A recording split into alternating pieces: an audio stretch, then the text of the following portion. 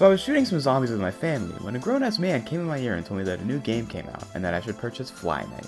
From just looking at the game, I knew I was going to like it, and from playing it, I can now confirm it. The game is a Souls-like first-person dungeon crawler in the style of old-school RuneScape. For those of you who don't know what that word sandwich means, think big, hard game. Fight scary monsters.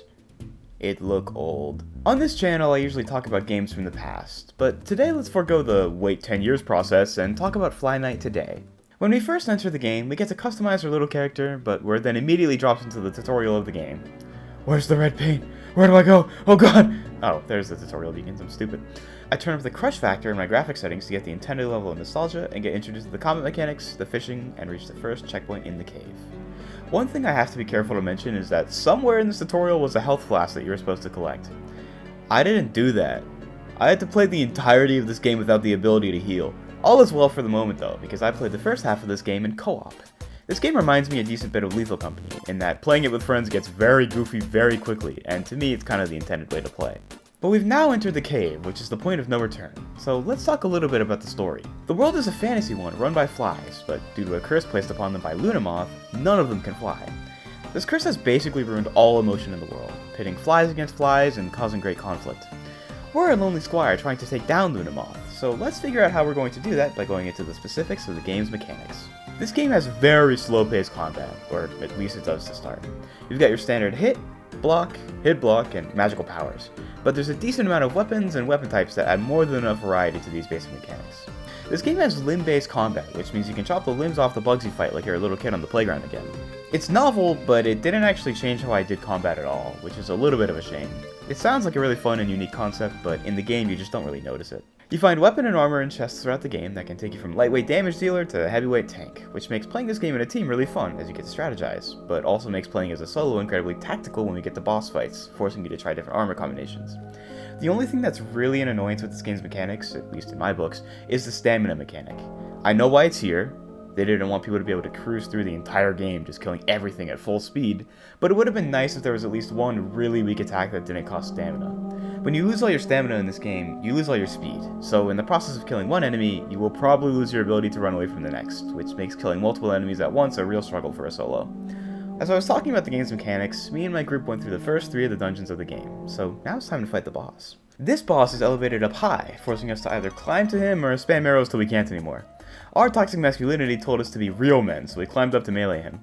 My strategy at the time of using a mace and shield was immediately thwarted by the imaginary concept of weapon ranges, so I had to use a spear, which was less than useful.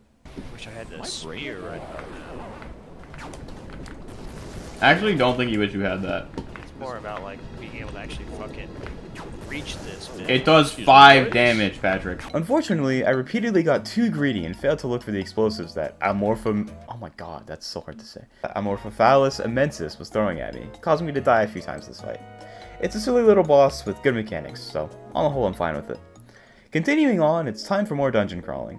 At this point in the game, there kind of stops being new enemies, which is a little unfortunate, but as you'll see, the game isn't that long, so it doesn't get repetitive fast enough for me to care.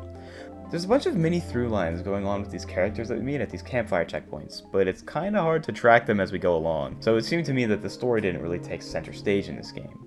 What does take center stage is the music. This gets overplayed super hard on this channel, but I like a lot of music in the games I play, and this isn't an exception. It's really reminiscent of the RuneScape era and style of music, so we were all jamming to it. Alright, now it's time for the second boss. This is where I had to start playing solo, because the callings of a hamburger were too tantalizing, and in the meantime my group beat the game, so I can finally give my main critique of the game. But it's not actually a problem with the game, it's more with its marketing. This game is portrayed as Dark Souls meets RuneScape, but this game is not nearly on the level of a Dark Souls game in terms of difficulty. For reference, I managed to solo this boss without healing in about 40 minutes of attempts, which sounds bad, but I also don't have a lot of experience with these types of games, and again, I couldn't heal. Baby Souls is definitely a more accurate term to describe this game, but even still, comparing it to a Dark Souls game in any sort of fashion seems unfair. I'm fine with games not being hard, by the way, I just think it's probably a little misleading to some people. Lack of difficulty aside though, I really liked fighting this boss. He had a pretty strong level of predictability, but his attacks were engaging and the fight never felt clunky, so I'm fine with it. Not having the healing flask was really coming to bite me though. I had to play perfect, and some attacks were just actually tough to dodge. I definitely would have beaten this on the first try though with the healing flasks, so I don't know what would be better. Part of me thinks I would enjoy the game more with the healing flasks because it'd be less stressful, but the other part of me thinks that the game would be way too easy if I did have one, so I don't know what was actually better. Time to dungeon crawl for the last time. On the previous boss fight, I got away with using a lightweight setup that gave me better mobility, but that was not going to work for the dungeon crawling I was about to do. There were too many enemies and opportunities to take damage that I knew it just wasn't going to work without healing.